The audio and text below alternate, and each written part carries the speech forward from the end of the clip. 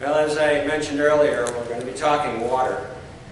Here's another water story from Luke's Gospel.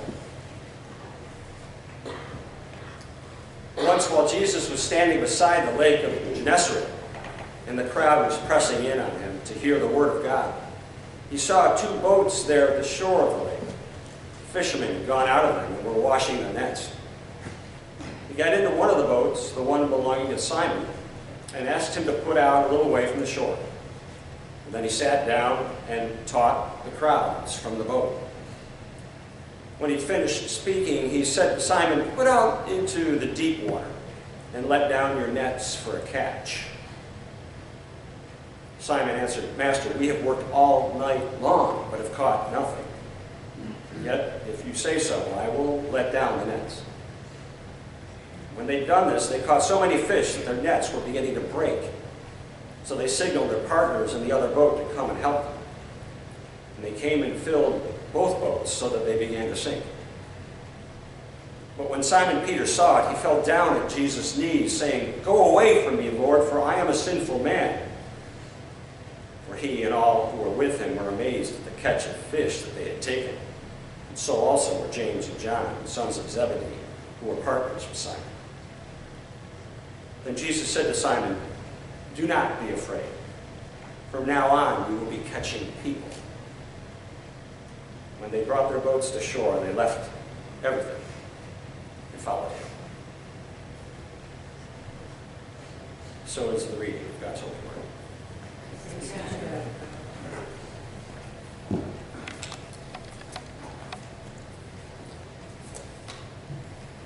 I invite us to pray.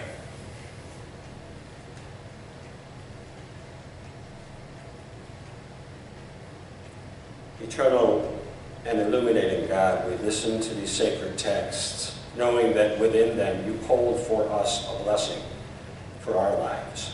These are not just ancient words. These are living, breathing words intended for all people of all times.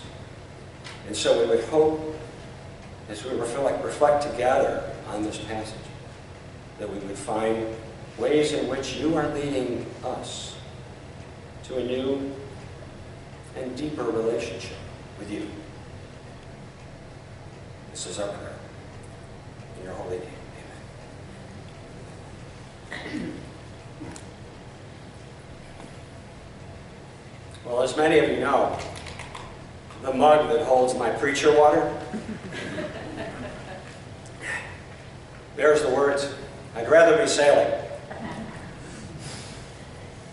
which has troubled some of you, understandably. But then again, I'm always here when I'm using it. So it hasn't really pulled me away from the pulpit. It's more like it pulls the sailboat back into the church. That's in February. We'll see what happens in July. I continue to be here on Sundays, even in July. So, to be sure, a boating hobby can grab hold of a guy, but a boating livelihood is something else entirely. That can be utterly consuming. The disciples had built their lives and their sustenance around fishing on the Sea of Galilee. It was literally their stock and trade. And we can be assured that they had been at that trade for some time, perhaps long enough to get a little bit defensive when the teacher from Nazareth tries to school them in how to fish. When we joined them, they'd been at it all night, presumably using the best insights and know-how at their disposal, but to no avail.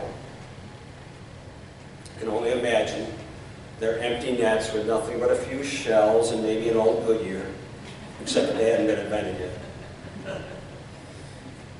But even a moment of utter futility doesn't make it easy to take advice, especially when we have every reason to believe that we are the expert. I'm going to run this story by you again. You've heard it, but it's just too much fun. You know the story about the guy who bought a brand new motorboat, having studied up on boating and then becoming instant authority on all things boating. He launched the boat, he headed out, but he couldn't get the boat to go more than a snail's pace. Infuriated, he returns to the dock and summons the dealer to inspect this obvious lemon.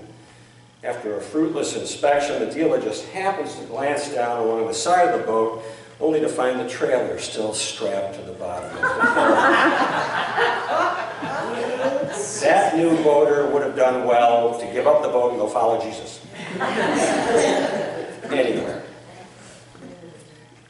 I don't know what it would take for me to leave my boat and to follow even Jesus. In fact, I take it as a true sign of God and the power of God that the disciples actually did it, especially after Jesus had helped them score the biggest catch of their lives.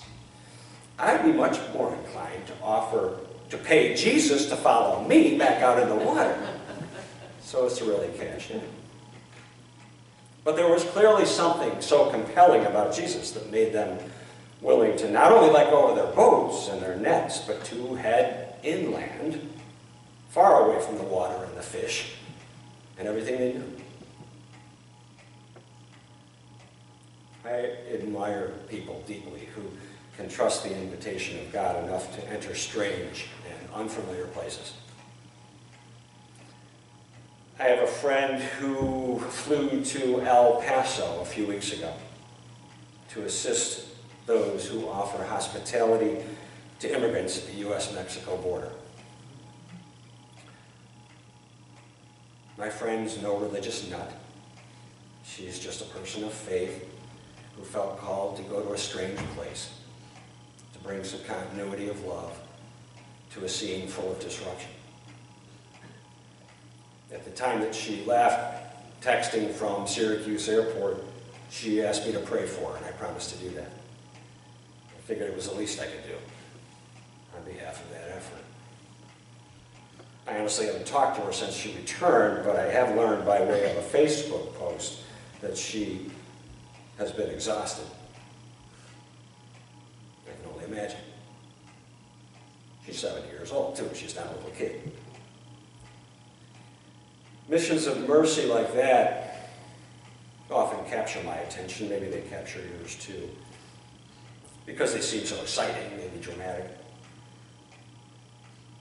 But sometimes I think following Christ is hardest when it doesn't involve journeys of that sort, exotic destinations. Times when we stay put and go deeper. Back at the lakeshore, Jesus and the disciples are in a scene that intrigues me. First, Jesus pushes out Peter's boat just a short distance, still in shallow water, and within earshot of the folks on the beach so that he can address the crowd. It's well known, it's a scientific fact really, that sound carries better over water, which can make for a lot of laughs when a 4th of July booze cruise happens to come near the shore and folks on board, generally 3 sheets to the wind, don't have a clue how easily they can be heard. We can hear more than we want to hear.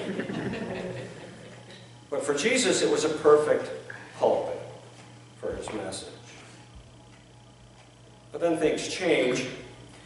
Soon after seeing the disciples' fishing failure, he tells Peter to head into deeper water.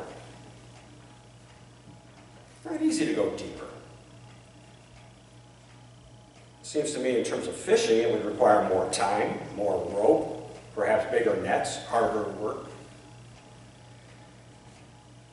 And I think going deeper is often more difficult, whether we're fishing or whether we're digging for a splinter, tilling the soil for carrots, or building friendships at home or here in church. Shallow is easier and safer. It's one thing to sit in a boat in shallow water and have the bottom fully in view. As a kid, I used to love to go out on the ice, 12 inches of ice at least, on the north end of Canandaigua Lake. You trudge across the north end by Squaw Island, and you could peer down through 4 feet of water and see turtles sleeping. It was wonderful. But you knew you were basically pretty safe. On the other hand, it's a very different feeling, say 6 months later, to be sitting in a tube in August over the top of 250 feet of water. best not to let your imagination run wild. There's a whole lot down there we can't see. And it doesn't matter whether you've seen Jaws recently or not. Jesus is forever inviting us into deeper places. Places of mystery, places we can't see, places we may feel we're in over our head. Endeavors that seem too big for us. You don't have to fly to El Paso to find those kinds of endeavors. I'll go back to my favorite illustration of this sort of thing. When the Hands of Hope Kitchen started, when it was first conceived, it was just a few folks sitting in the social hall in St. Peter's Episcopal Church. We didn't really know where or how or who or when, but we did know why. There was a sense that Jesus was inviting us to feed and be fed, right in Bloomfield. We didn't have a whole lot of answers to questions. We just knew the answer to the most important question. But the Hands of Hope Kitchen isn't unique. There are lots of efforts that start out that way. Just a germ of an idea, a tiny nucleus of people, a spark of compassion. As we look ahead to our Lenten speaker series in a few weeks, we'll have a chance to listen to 3 different people talk about efforts in compassion that grew from modest beginnings into what I think are beautiful expressions of Christ's love. But they only grew because somebody was willing to follow the urging of the Spirit into deeper water and try a new thing, to get in over their heads for the sake of a dream. But frankly, we never feel as though we have everything we need when we enter into something new like that. Just as kind of an aside, but one of the interesting archaeological finds in recent years was a 1st century fishing boat from Palestine. It measures 26.5 feet long, 7.5 feet wide. That's not a tiny boat, but it sure seemed small when the catch was big. And as my dad said, even a 300-foot destroyer can feel like a cork in the North Atlantic. And our boats can feel ever so inadequate to the task when Christ invites us into deeper water. I'm not smart enough. I'm not young enough. I'm not old enough. I don't have the training. I don't have the time, the energy, the money. But of course, we never go it alone either. Other boats are called into service once one boat is willing to venture out into that deeper water. So I truly believe that Jesus never leaves us either high and dry or swamped and sinking when we dare to take on a mission of justice or mercy. I don't know what your deep water invitations may be. I have a pretty good idea that there are those sitting within your minds and within your spirits. So I invite you to talk about it if you dare. Share it. Invite a few boats to join you. Because the potential harvest may be more than you can